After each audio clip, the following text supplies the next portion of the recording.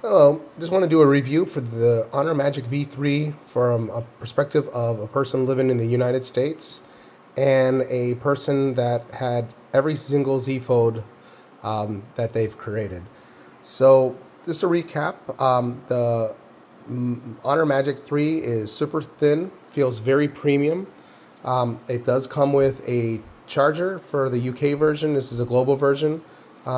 And it's a really nice one. It's a 65 watt, but unfortunately, we don't use USB in our house. We use all USB-Cs, and it did come with an adapter, and it came with a case. So that being said, the perspective of it, the phone does work for the United States. I ended up putting in a AT&T and a T-Mobile connection. The problems that I had was there was a lot of settings I had to change in order to make it look like the Z Fold OS. At first, there was no swipe to get to additional apps. It threw all the apps on the desktop, and I absolutely hated that. So I ended up downloading the Microsoft launcher, and it was slightly buggy. It was livable, but it was slightly buggy. And I saw another YouTube video where they were showing that you could slide up and get the additional apps. I ended up having to go through the settings. It took almost 2 days to change all the settings. By default, the always on display was turned on, and I'm not sure how many features came when I upgraded it from the Z Fold, because it said plug the cable in and it copied everything over, so some of those features may have came. So the always on display was on by default, or as far as my point of view it was.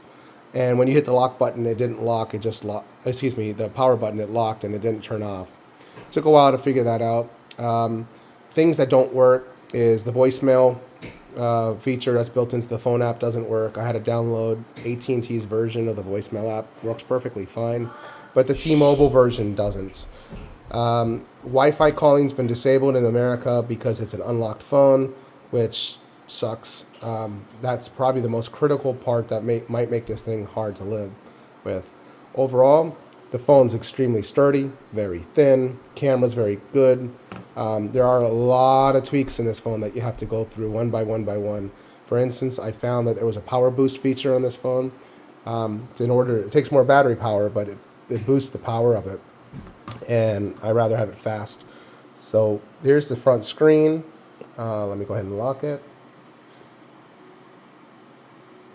And so here is the interface, very similar to the Z Fold.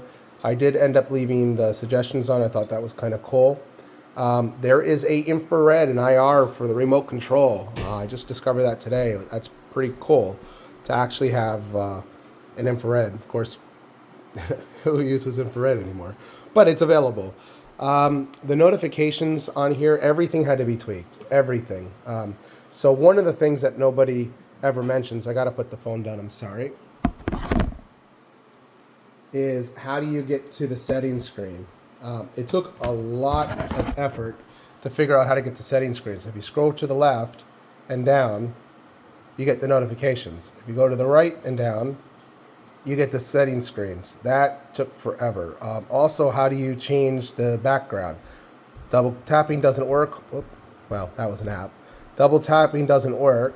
Holding doesn't do anything. You have to squeeze. So, and then once you squeeze, you have all these other extra features down here. So that was pretty cool. I am not able to figure out how to change the built-in text message, the colors yet. I'm still trying to figure that out. I'm trying my best not to download any third-party apps. I generally, I know there's a lot of them, but a lot of them are just buggy. So if you have any questions, let me know. Overall, this phone seems to be fantastic. The only downfall I can find is the Wi-Fi calling. Everything else has a workaround. Some things are slightly inconvenient, like the voicemail messaging, but I don't really get many phone calls anymore. It's mostly all texts. I did have a trouble at first with dual SIMs with the I think it's RC something, the advanced text messaging when I had dual SIMs. For you that don't have dual SIMs, what's cool is you can actually set the settings to allow you to choose which SIM you want to use, and you can literally dial whatever number and hit whatever SIM you want to use. That was pretty cool. I've never actually did dual SIMs before. Or you can say make this the primary, and you can set the features. If this is a primary, you can roll over to the secondary number. So Does this phone work in America? Yes. Have I driven around to see how the antenna signals work yet? No. Wi-Fi calling is, unfortunately, again, it's a big deal for me. Most people, I don't know if most people use it, but if you're inside of a steel building, you'll use it. Thank you.